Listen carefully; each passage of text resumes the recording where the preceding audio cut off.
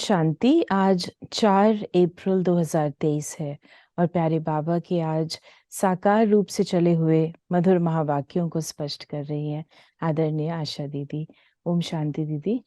ओम शांति। बाबा ने कहा, मीठे बच्चे, देह सहित देह के सब संबंधों के ट्रस्टी बनो, सबकी संभाल करते हुए किसी में भी ममत्व नहीं रखो। आज बाबा ने कहा है कि देह और देह के संबंधियों को ट्रस्टी समझ, यानी ये हमारी आत्माएं जो इकट्ठी हुई हैं संबंधों के रूप से, भिन्न भिन्न संबंधियों के रूप से, हम इनको छोड़ भी नहीं सकते हैं और अलौकिक हो गए हैं, समझदार हो गए हैं। तो हमें ये पता है कि ये सब आत्माएं अपना अपना पार्ट बजा रही हैं। तो हमें इन आत्माओं के साथ ना तो ममत्व रखना है और ना ही हमको इनके साथ में कोई विलग की बात करनी है। लेकिन जैसे किसी को कोई चीज संभालने के लिए मिलती है, वो उसको अच्छी रीत से देखता है, संभालता है, ऐसे हमें अपने इन संबंधों को निभाना है। निभाना है, लेकिन निभाते हुए दुख दर्द सुख आदि इसके प्रभाव में, इसकी लेपशेप में नहीं आना है। प्रश्न है, इस ड्रामा में माया कौन सी भूलें जब करा देती है तब बाप अभूल बनाने आते हैं। तो बाबा ने हमें बताया, पहली भूल यह कि जो ब्रह्म तत्व को ही परमात्मा समझ लिया, तत्व से योग लगाना ये तो मिथ्या है, इससे विकर्म विनाश हो नहीं सकते। और दूसरा बाबा ने बताया, दूसरा हिंदुस्तान में रहने के कारण देवी देवता धर्म के बदले अपना धर्म, अपना हिंदू धर्म कह देना ये भी बड़ी भूल है। इस भूल के कारण धर्म की ताकत नहीं रही है। अब आप आए हैं तुम्हें अभुल बनाने।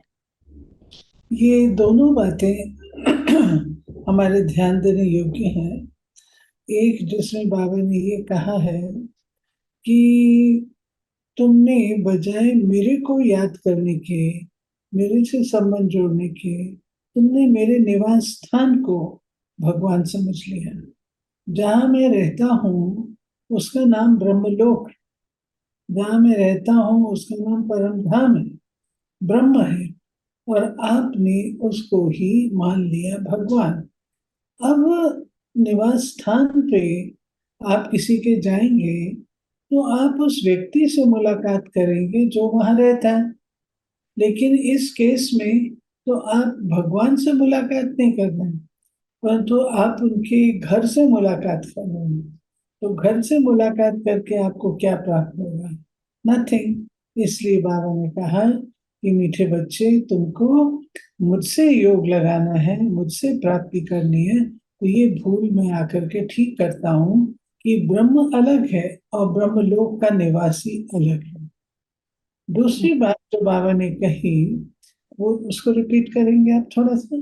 बाबा ने हमें कहा हिंदुस्तान में रहने के अरे कारण देखिए, अपने को बाबा हिंदू कहा। करके हमको देवी देवता बनाया, लेकिन जब हम देवी देवता नहीं रहे, देवी देवताओं के जो गुण और लक्षण थे उनसे हम विलग हो गए, तो हम अपने आप को क्या कहलाते?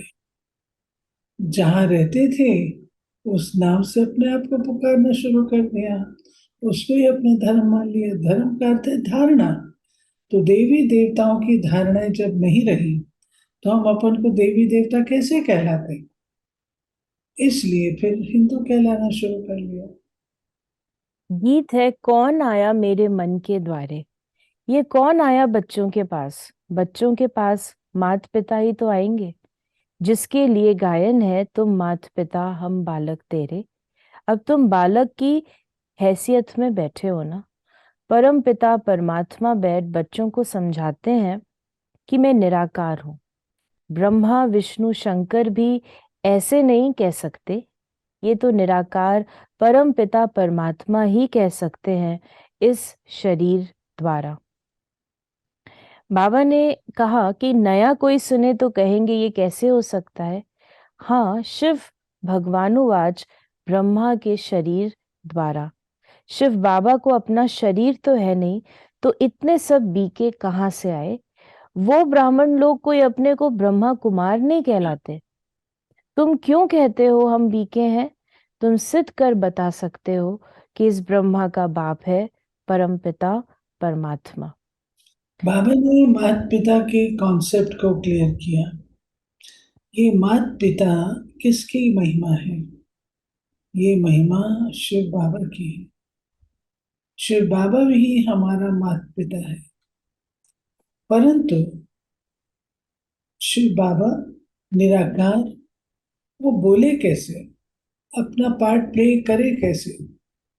तो शिव बाबा एक साधारण मानव तन का आधार लेते हैं, पर काय प्रवेश करते हैं, जिसका नाम ब्रह्मा रखते हैं, और उनके मुखारविंद के द्वारा ज्ञान सुनाते हैं, जिससे ब्रह्मा कुमार और कुमारियां बच्चे पैदा होते हैं। ये बच्चे फिर माता पिता कहते हैं। शिव बाबा को पिता ब्रह्मा के द्वारा माता का पार्ट शिव बाबा ने प्ले किया, तो माता पिता कहलाते। गाया भी जाता है, मनुष्य से देवता किए करत न लागी वार। देवताएं तो होते हैं सतयुग में, त्रेता में भी नहीं होते। त्रेता में है क्षत्रिय वर्ण। शास्त्रों में भी लिखा हुआ है ब्रह्मा के मुख से ब्राह्मण निकले और ब्राह्मणों को पढ़ाकर फिर देवता और क्षत्रिय धर्म की स्थापना करते हैं। बाकी सब जो अनेक धर्म है, सबका विनाश होना है। बाप समझाते हैं, मीठे बच्चे, मैं तुम आत्माओं का सच्चा सच्चा बाप हूं। मैं कभी बदलता नहीं हूं। मेरे को सदैव बाप की हैसियत से याद करते हो। नहीं, शिव बाबा जो है वो सदा एक रस, वो कभी बदलते नहीं, कभी सतरजतम में नहीं आते, बाल विवाह वृद्ध में नहीं आते। ये त्रिगुणातीत है, इसलिए बाबा कहते हैं मैं एक रस। बाबा ने समझाया, इस समय हर एक द्रौपदी पुकारती है बाबा रक्षा करो। फिर दिखाते हैं श्री कृष्ण ऊपर में बैठा है। साड़ियां द्रौपदी को मिलती जाती हैं, रक्षा हो जाती है। अब ऐसी बातें तो है नहीं, ये इस समय की बातें हैं। ये बाबा ने बताया कि ये वास्तव में बात कलयुग के अंत में संगम युग पर जब शिव बाबा आते हैं उस समय की है। शिव बाबा आकर के हम आत्माओं को डायरेक्शन देते हैं, कामेशु क्रोधेशु। लेकिन कुछ ऐसे लोग होते हैं जो कि इसके इतने वशीभूत होते हैं, जो काम विष को छोड़ नहीं सकते, तो वो माताओं अबलाओं पर अत्याचार करते हैं। जो प्रकार की बात बताई बाबा ने, चीर हरण करना आदि, ये सब कलयुग के अंत की बातें हैं। तो उसमें वे माताएं बहनें जो बिल्कुल समर्पित भाव वाली होती हैं, जो शिव बाबा को प्यार से याद करती हैं, अपने आप को समर्पण करती हैं और उनकी ही स्मृति में सदा रहती हैं, तो उनकी रक्षा शिव बाबा करते हैं। शिव बाबा उनकी रक्षा कैसे करते हैं? वो उनकी अपनी कहानी है, हर एक की अपनी अपनी कहानी है। लेकिन यहाँ पर एक बताया कि कैसे शिव बाबा रक्षा करता है। इसलिए इस केस में कृष्ण जी को बताया गया, वो साड़ियां दे रहे हैं, परंतु साड़ियां आती हैं और चक्कर लगाती हैं छत पर, वो द्रौपदी को लपेटती नहीं। जब तक द्रौपदी अपने हाथ से पकड़ के रखती है, तब तक साड़ी उसको लपेटती नहीं। ज्यों वो हाथ छोड़ती है, साड़ी उसको लपेट लेती। इसका रहस्य है कि जब तक हम समझते हैं कि हम कुछ कर सकते हैं, तब तक शिव बाबा भी साक्षी होकर के देखते रहते हैं। और जब हम आत्माएं पूर्ण रूप से समर्पित हो जाती हैं शिव बाबा पर, तब शिव बाबा हम आत्माओं की पूर्ण रूप से रक्षा करते हैं। फिर बाबा ने कहा, जितना जितना योग होगा उतना धारणा अच्छी होगी।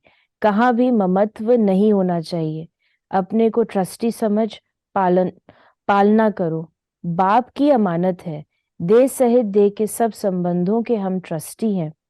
परीक्षाएं भी आती हैं, कोई बीमार हुआ, दुख हुआ तो संभालना पड़े। ये है ही दुख की दुनिया। शिव बाबा को तो कोई दुख नहीं होगा, वो तो ट्रस्टी है। कोई को कुछ हुआ तो कहेंगे अपना हिसाब किताब चुकतू कर जाकर दूसरा शरीर लिया, इसमें हमारा क्या जाता है। इतने सब मनुष्य शरीर छोड़ेंगे, शिव बाबा को दुख होगा क्या?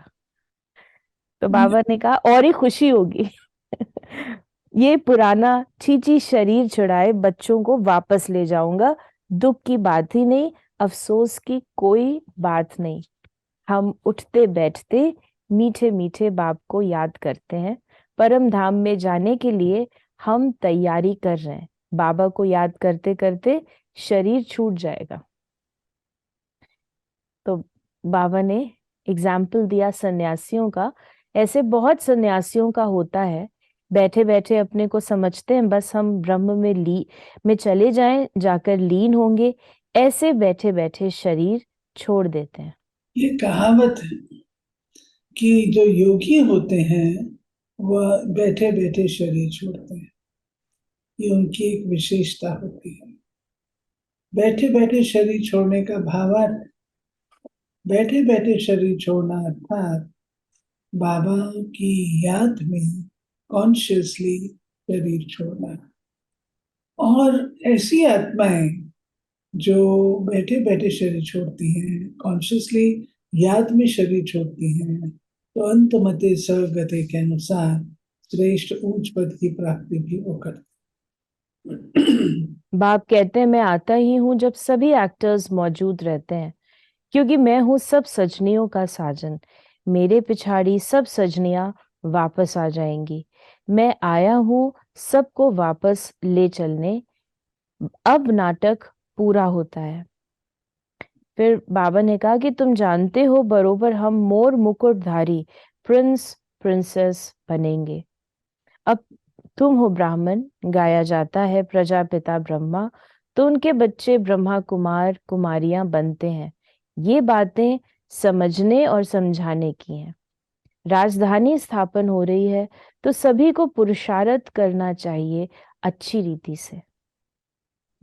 ये बाबा कहते हैं कि देखो, राजधानी में राजाएं भी होते हैं तो साहूकार प्रजा भी होती है, तो कॉमन प्रजा भी होती है। अब आपने कौन सा पद प्राप्त करना है, आपको उस अनुसार अपनी स्टडी करनी पड़ेगी। राजयिक पद की प्राप्ति के लिए पढ़ाई पढ़नी पड़ेगी। फिर बाबा ने हमें ये भी बताया कि साहूकारों के लिए बड़ी ताकत चाहिए, क्योंकि जॉइंट स्टॉक होते हैं, फिर अपनी चीज सरेंडर कैसे कर सकते हैं। बाप तो गरीब नवाज ही गाया हुआ है।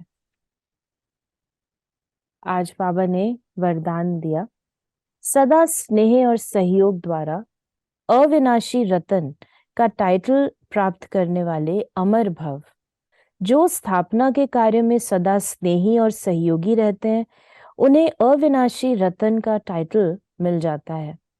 ऐसे अविनाशी रतन जो कभी कोई भी हिला न सके, कोई भी रुकावट रोक न सके, ऐसे अविनाशी रतन ही अमर भव के वरदानी है, रियल गोल्ड है, बाप के साथी हैं।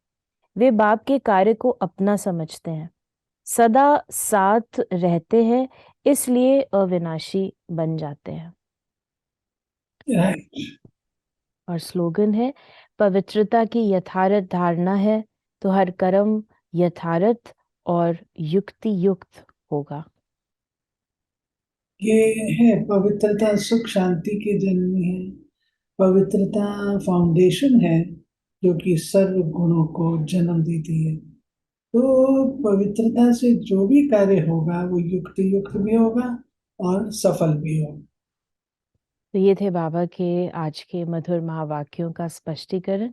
यदि आपके मन में कोई सवाल है तो उसे मैसेज या व्हाट्सएप करें 8826599309 पर। ओम शांति।